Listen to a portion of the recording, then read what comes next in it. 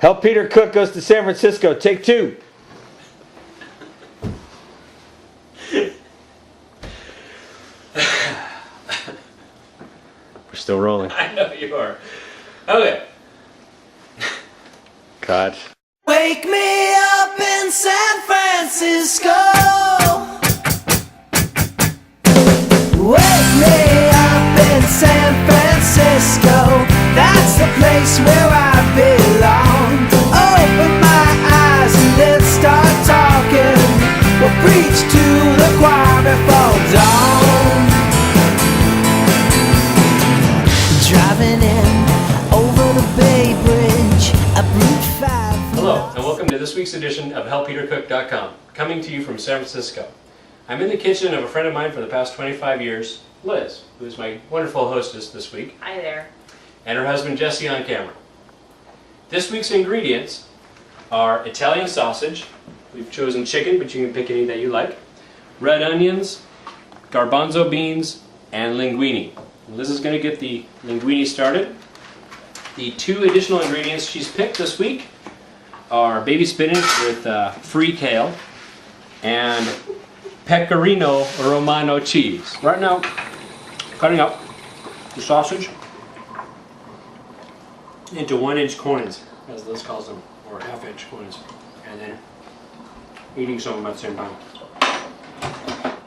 Okay, how did I do, Liz? Looks pretty good. The only thing I would do is cut some of these thicker ones down one more time. The thinner the sausage is, the more sauce, more love they're going to leave in the pan when you warm them up.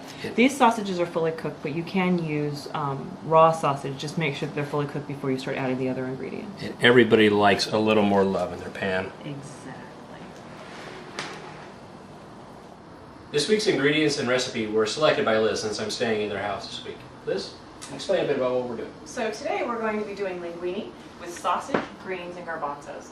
We're also bringing in a little bit of these regular staples that include 1 cup of chicken stock or chicken broth, olive oil, 2 to 3 cloves of chopped garlic, salt and pepper to taste. We'll be topping that all off with a very robust pecorino romano cheese. We're going to start off with adding some olive oil to a medium-high heat pan and throwing in 1 small red onion. Now Liz, tell me a bit about where we got these ingredients today. Well, today we actually went to, I'm going to turn the heat down just a little bit, we went to the Oakland Farmers Market, which is the main market that's open on Fridays. We picked some onions, we got some nice greens from the purveyors there, and since we went toward the end of the afternoon, we got some pretty good deals too. I'm going to add a little bit more. I love olive oil.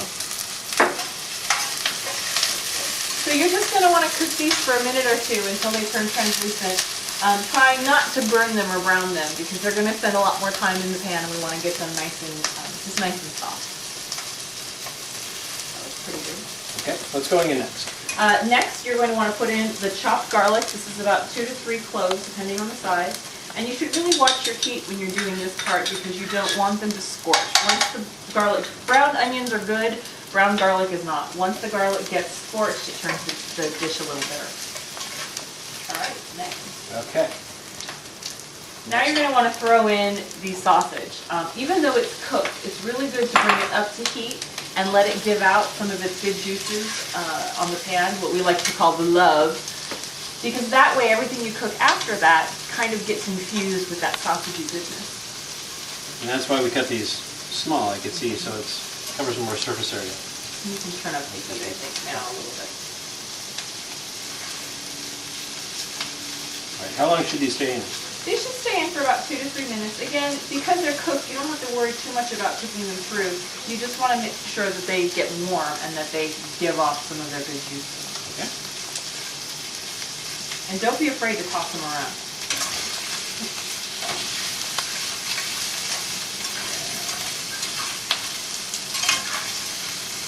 What do you think, Jesse? Does that look good?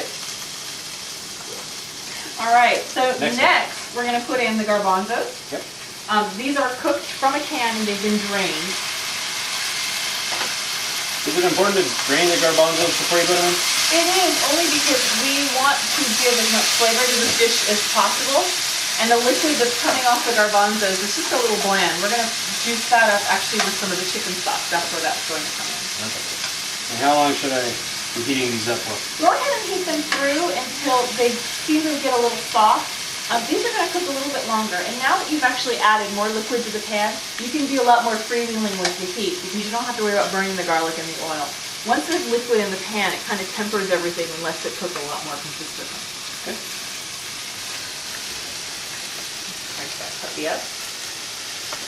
The next thing we're going to be adding is the greens, some of which we bought at the farmer's market today. And then, if you'll see, there's some darker colored cooked ones in here, and this is what Peter was referring to earlier as the quote-unquote free kale. Tell us the story about the kale, Peter. So the kale was at the shop where we got the meat. White is very important in cooking. And somebody from the local neighborhood had actually brought in kale and left it in a box. It looked great and goes wonderful with spinach. Free kale from the neighbors, what could be more San Francisco? So once those garbanzo beans get kind of soft, you can see they're starting to break up a little bit and get nice and soft. We're going to add these greens, that is the fresh spinach and the free kale. So you'll see there's some darker ones here. I've cooked those ahead of time in salted water and cooked them down pretty well, only because kale takes quite a bit longer to cook and it gets a little tough. So while you can wilt the spinach, it's really good if you have a more sturdy green like a broccoli rabe or a kale to cook it down before putting it into the dish. So just stir that all around until it melts. Does it matter much? Some? I was going to say, does it matter much if things are really kind of... Well, that's actually the love that's forming on the pan. Okay. So what we do when things start to stick a little bit is we add some chicken stock. Okay. And that's what they call deglazing the pan. Okay. I'm adding about half of the full cup right now, Oh yeah. just to get it going. A Yep, lot there easier you to go. stir. And you'll see it kind of loosens up. Yep. Things aren't sticking as much. And that love that's coming off the bottom of the pan is a great little mixture of sausage, garlic, onion, and olive oil. Awesome. And a little bit of garbanzo sauce as well. Then it makes it quieter. It does. It calms down a little bit. So what's next, Liz? So now that we've got everything cooked pretty much through, we've got the broth at a nice simmer, we're going to add the pasta into the pan so it can soak up some of that goodness and finish cooking. The love. Now, if you don't have a pan that's big enough for all the pasta, you can add, in this case, here, why don't you use this one, it'll get a little better, or both, like a salad.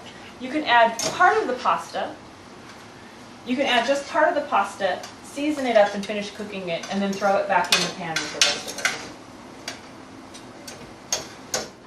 Things look pretty cooked through here, Liz. What are we doing next? So the next thing you need to do is we're going to put it in a big pasta bowl and finish it with lots and lots of the shredded Romano cheese. Okay.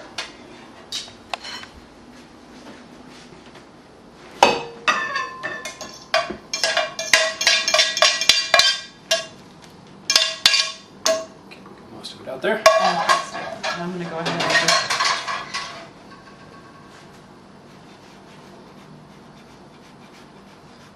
And while many see it as a topping or a condiment, I really think the cheese is really integral to this dish, which is why I chose it as the second ingredient for this. It's really rich, it's really nutty, and it's got kind of a sharp taste to it. You've got the richness of the sausage and the garbanzos. You need that kind of high salty note that finishes it off quite well. So the last thing to do is we're going to go ahead and salt and pepper to taste. In order to taste, we've got to taste. Okay. So since this is a long pasta, we're doing this Italian style, right, Jesse? Learn this from him. Get yourself a big tablespoon and a fork. Dive in and give it a twirl in the bowl of the spoon. Just pasta or everything? Anything together? and everything Okay. together. And actually, one of the things that I noticed is on our wedding silverware, we've got these spirals on all of our spoons because this is how we eat pasta in our household. I'll make a little bit of black pepper and that's about I need it. more pepper, yeah. All right, why don't you go ahead and toss that in there?